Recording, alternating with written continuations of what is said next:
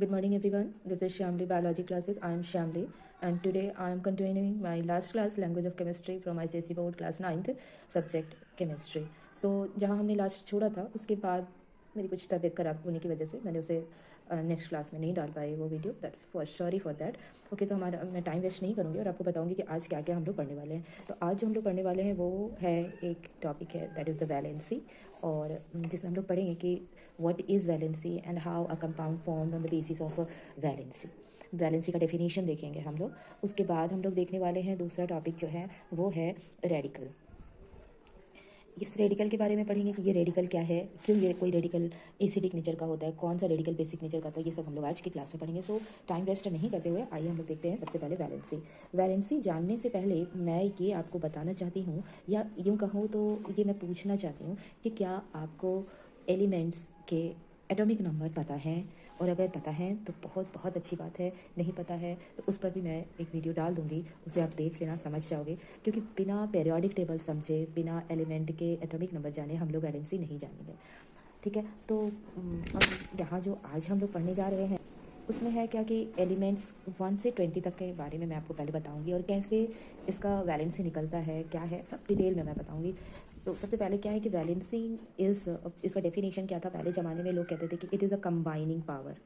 तो what is combining, किसके बारे में कॉम्बिनेशन, किसके पावर के बारे में बात हो रही है यहाँ पर. तो ये कंबाइनिंग पावर किसी भी एलिमेंट, दो एलिमेंट या दो रेडिकल की कंबाइनिंग पावर जिससे कि एक नया कंपाउंड बनता है. जैसे अगर हम लोग हमेशा जानते हैं कि कॉमन सॉल्ट के बारे में जानते हैं कि कॉमन सॉल्ट का केमिकल फार्मूला हो गया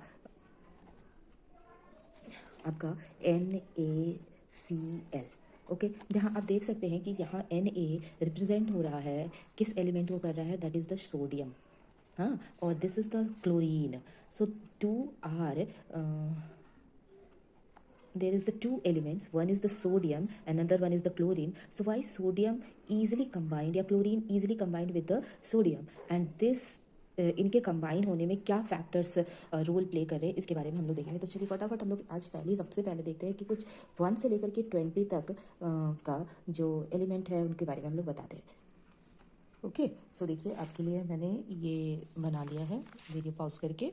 this is the atomic number 1 2 3 4 5 6 7 8, और ये एटॉमिक नंबर जिस एलिमेंट एग्जिस्ट करती है that is the hydrogen, helium, lithium, beryllium, boron, carbon, nitrogen, oxygen, fluorine 9, neon 10, sodium 11, magnesium 12. You can see है very well it is looking. And आप इसके साथ में सिंबल भी देखेंगे तो आप बताएं, सोचेंगे कि मैम ये क्यों बता रहे हैं, क्योंकि आपको वैलेंसी जानने के लिए ये जानना बहुत ज़रूरी है. सो जब आप हाइड्रोजन पढ़ रहे हैं, हाइड्रोजन एटॉमिक नंबर 1, तो why it has atomic number 1, because हर एलिमेंट के सेल में दैट इज़ द एटम. जो एलिमेंट क्या है, element nothing another than the arrangement of electron, proton and neutron.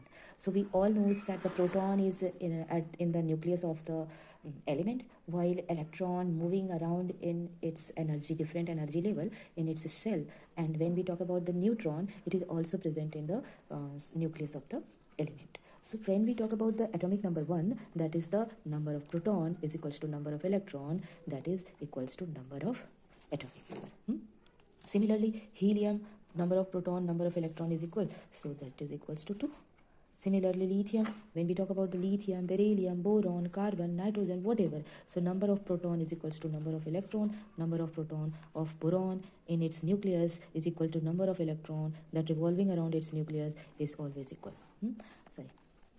Okay, carbon. Okay, so according to this one, we can say that the nitrogen. Okay, कोई problem नहीं है. Okay, so you can see I have written this one. Now I just want to express in front of you that the valency, how we consider the what is the valency of lithium, what is the valency of hydrogen, what is the valency of nitrogen, what is the valency of any element, how we will find the element की valency हम लोग कैसे find out करेंगे. So look at here, we already know in last classes we have read that the okay, last वाला थोड़ा mistake हो गया था इसलिए मैंने ऐसा बना लिया. अब आप देख सकते हैं sodium atomic number 11, that is number of proton is 11 and number of electron is 11. You can see है प्रोटॉन प्लस 11, इलेक्ट्रॉन जो है सभी माइनस के चार्ज पर 3 4 5 6 7 8 9 10 11. Okay, 11 electron. अब क्योंकि सोडियम जो है हमारा पीरियोडिक टेबल में फर्स्ट ग्रुप में पाया जा रहा है और नियॉन कहाँ है, वो हमारा कहाँ है, आपके इनर्ट गैसेस में है। सो अगर सोडियम एक इलेक्ट्रॉन को, इस इलेक्ट्रॉन को लूज कर दे, ओके, तो ये क्या कहा जाएगा, टोटल कितने इलेक्ट्रॉन हो जाएंगे इसके पास में, आप काउंट करेंगे तो 10 आ जाएगा ना। सो ये वैलेंसी जिसका डेफिनेशन है, वैलेंसी का डेफिनेशन आपके बारे में अब आपको समझ में आ जाएगा। So the number of electron of an atom lose or gain or share during chemical reaction, that is the valency. Okay, अब आप यहाँ कहेंगे कि this one is, it is the condition for sodium, suitable condition for sodium, that it should lose the electron for its stability. Okay na, but we will look in the another. Yes, you can see it. It is P17, that is P17 कब आएगा, जब ये chlorine का हो जाएगा। जहाँ atomic number कितने हैं 17, प्रोटॉन कितने हैं 17, इलेक्ट्रॉन कितने हैं 17, प्रोटॉन पॉजिटिव में है। सो इलेक्ट्रॉन 17 है। फॉर स्टेबिलिटी, अपने आप को स्टेबल करने के लिए chlorine need only 1 electron. So again I am repeating my definition, modern definition of valency. So number of electron an atom can lose, okay na, during chemical reaction this electron should be loosed and or gain. So how much this third cell need for stability? So maximum 8, and you can see 1 2 3 4 5 6 and 7. So this chlorine need how much electron? 1 electron. It need 1 electron. It has more 1 electron more for its stability. That's why it wants to lose electron, and it need such an element for stability, like which one? Argon. Then what happened? Earlier ages, these elements can lose or gain electron is the capacity power of an element, and that was the valency. But today the number of electron of an atom lose or number of electron an element gain, that is the valency. Okay, so here you can see sodium is losing 1 electron and chlorine need, so this element gives 1 electron to chlorine. Now chlorine will be satisfied and sodium is also satisfied. Understood? This is valency. I don't think so. Okay, now you have any problem. So I should write the definition that the number of electron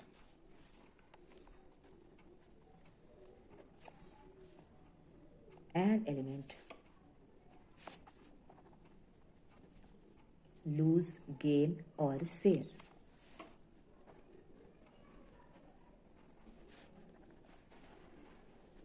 Share when? During chemical reaction.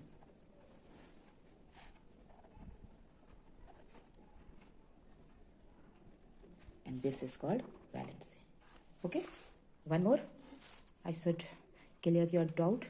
Let's see magnesium.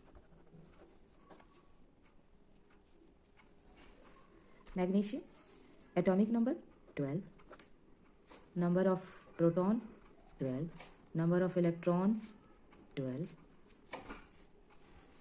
No problem. Let's see magnesium nucleus. It has 12 proton. First cell has 2 electron. Second cell has 8 electron. Okay, and third cell 2 electron. Okay, now oxygen plus 8. First वाले में कितने हो गए 2 and second वाले में कितने हो गए 6. Okay, 6. It needs to lose these 2 electrons for stability. Like which one element? Like neon. After losing this one electron, its atomic number of electron it has 10, and it behaves like neon, and that is the stable. While when we talk about the oxygen, you can see it also wants to be like oxygen, neon. And for that type of stability, it need 2 electrons. So what will happen? This 1 electron and 1 electron ये क्या हो जाएंगे? Loose हो जाएंगे. और यहाँ क्या हो जाएगा? ये 2 इलेक्ट्रॉन गेन हो जाएंगे. ये यहाँ चले जाएंगे और ये यहाँ चले जाएंगे. इन दिस वे मैग्नीशियम का वैलेंसी कितना हो गया? अब बता सकते हैं.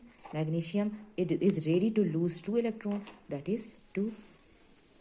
एंड ऑक्सीजन का वैलेंसी कितना हो गया? ऑक्सीजन एटॉमिक नंबर कितने हो गए? 8. Electronic configuration 2 and 6. देख सकते हैं आप 1 और 2, तो 2 हो गए. 1 2 3 4 5 6, तो 6 हो गए इलेक्ट्रॉनिक कन्फिग्रेशन ऑक्सीजन के. अब क्या होगा? It needs 2 electron.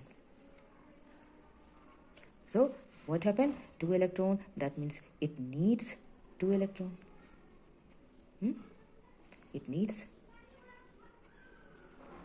So the valency of magnesium is 2 and valency of oxygen is again 2. Okay? No problem. One more term, that is the variable valency. Generally, an element can lose the electron that is present in its outer orbit. That is, it can gain the electron that need for the outer orbit. But sometimes an element loses its electron from outermost orbit, as well as it loses its electron from its just nearby. इससे पहले वाले cell से electron lose हो जाए. तो हमेशा नहीं होता, कभी जनरली यहाँ से 2 जैसे आयरन है, कॉपर है, लीड है, ये सब में जनरली आउटर ऑर्बिट में इलेक्ट्रॉन्स हैं तो वो लूज़ हो जाते हैं. बट कभी कभी इनके पहले वाले सेल से इलेक्ट्रॉन लूज़ होते हैं, तो उस कारण से वो पर्टिकुलर एलिमेंट वो उसका वैलेंसी क्या हो जाता है? वेरिएबल हो जाता है. क्लियर? कोई दिक्कत नहीं है. तो आज क्या पढ़ लिया हम लोग? वैलेंसी पढ़े. वैलेंसी में सारे एलिमेंट आपको याद हो जाने चाहिए विथ उनका एटॉमिक नंबर और उसमें कितने प्रोटॉन है, कितने इलेक्ट्रॉन. अब अगली क्लास में हम लोग पढ़ेंगे रेडिकल. रेडिकल में जो आपको मैं बताऊंगी कैसे कोई पॉजिटिव रेडिकल होता है और कैसे कोई negative. So you can C and please हमारा एक रिक्वेस्ट है कि आप इस टेबल को याद कर लें, और याद करने के बाद आप क्या करेंगे? इसका इलेक्ट्रॉनिक कन्फिग्रेशन बनाएंगे, जिसका मैं अगले क्लास में आपको वीडियो बना दूंगी. Okay, thank you. अगर पसंद आया हो, मेरा थोड़ा सा भी एफर्ट लग रहा हो कि हम लगाए हैं, तो प्लीज़ प्लीज़ प्लीज़ आप लोग इस वीडियो को लाइक कीजिए, सब्सक्राइब कीजिए, और जितने से जितना ज़्यादा हो सके अपने फ्रेंड के साथ शेयर कीजिए. मेरा उद्देश्य आपके सब्सक्राइब करने पर ये नहीं है कि मैं फेमस हो जाऊँ. मेरा ये उद्देश्य है कि आप मेरे नोट से, मेरे लेक्चर से आप ज़्यादा से ज़्यादा बेनिफिशियल हो. Thank you. बच्चे भगवान का रूप होते हैं, तो मेरे ख्याल से आप में कोई छल कपट नहीं होगा, आप अपने फ्रेंड के साथ शेयर भी करेंगे. Thank you for watching. Thank you.